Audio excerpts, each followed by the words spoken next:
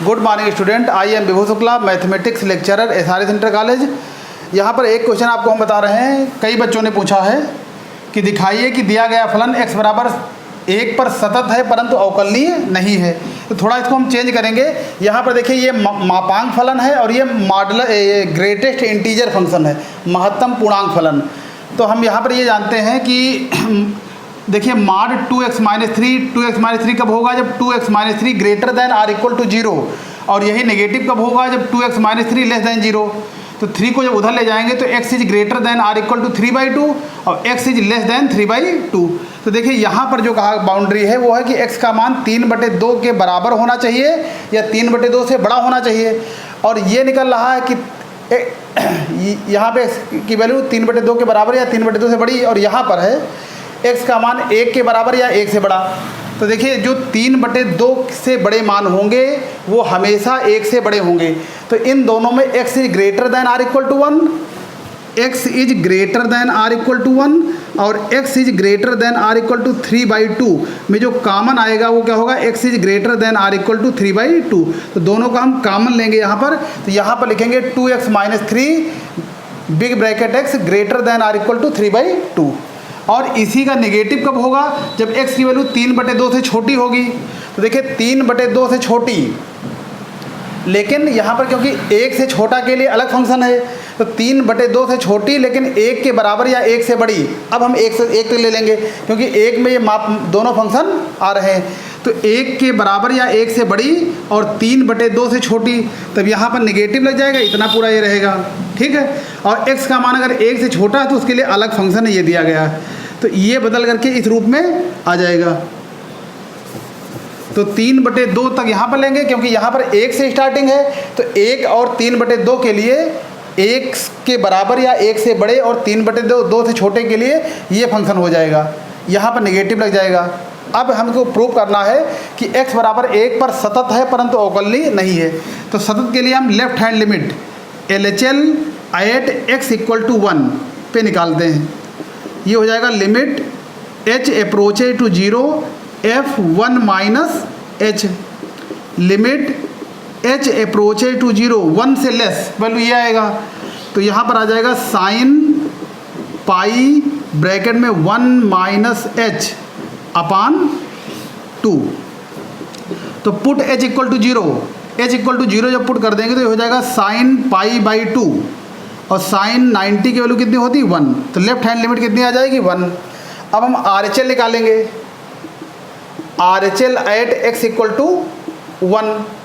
तो ये हो जाएगा limit h approaches to 0 f1 plus h 1 plus h।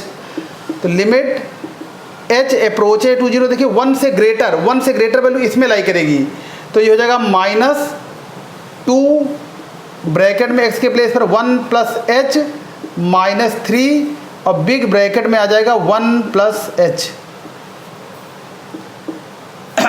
अब आपको पता है, देखिए ग्रेटेस्ट इंटीजर फंक्शन में अगर 1 प्लस h जो वैल्यू होगी ये 1 से बड़ी होगी लेकिन 2 से छोटी होगी।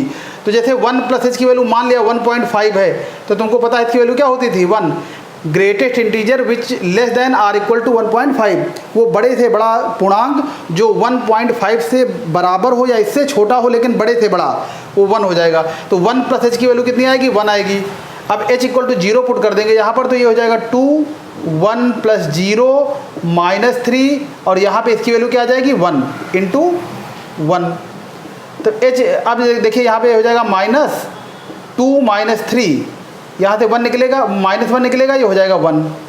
और फंक्शन की वैल्यू भी निकाल लीजिए किस पे? 1 पर। तो 1 देखिए इसी में लाई कर रहा है, 1 इसमें लाई कर रहा, तो 1 यहाँ पर भी पुट करोगे तो -2 1 जा 2 -3 और बिग ब्रैकेट 1 की वैल्यू क्या होती है? 1, ये भी तुम जानते हो। तो ये हो जाएगा, ये भी +1 आ जाएगा। तो हम यहाँ पर देख रहे हैं कि LHL equal to RHL equal to F1।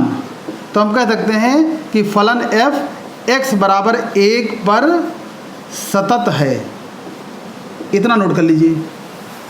Pause. अब हम चेक करेंगे x बराबर 1 पर इसकी अवकलनीयता।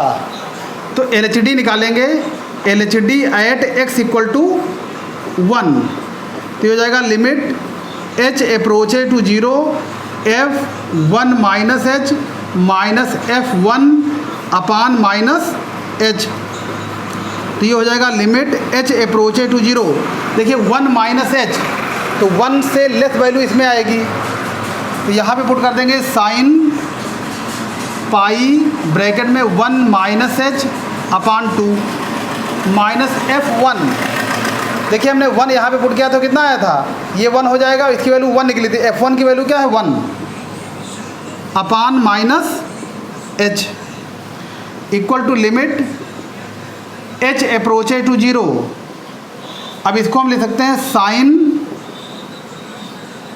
पाई से मल्टीप्लाई करेंगे तो pi by 2 minus pi h by 2 minus 1 upon minus h, तो equal to limit h approaches to zero sine 90 minus theta cos theta, ये हो जाएगा cos pi h upon 2 minus 1 upon minus h। अब देखिए यहाँ पर हम cos x के एक्सपेंशन का यूज करेंगे, जो cos x का विस्तार होता है। तो cos x का विस्तार होता है 1 plus x square 1 minus x square upon 2 factorial.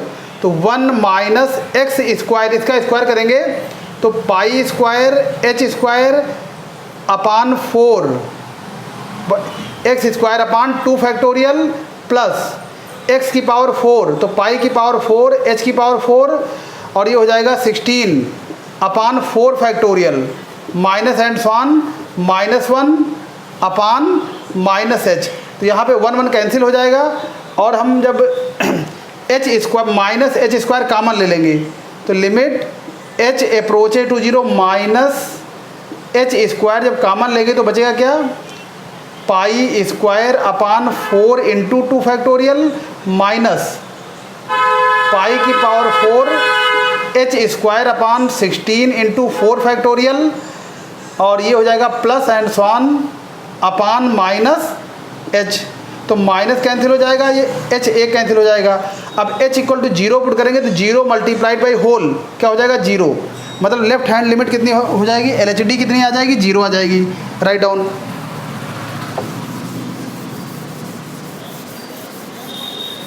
पाँच गया ना। R H D at x equal to 1, तो ये हो जाएगा limit h approaches to zero f1 plus h minus f1 upon h।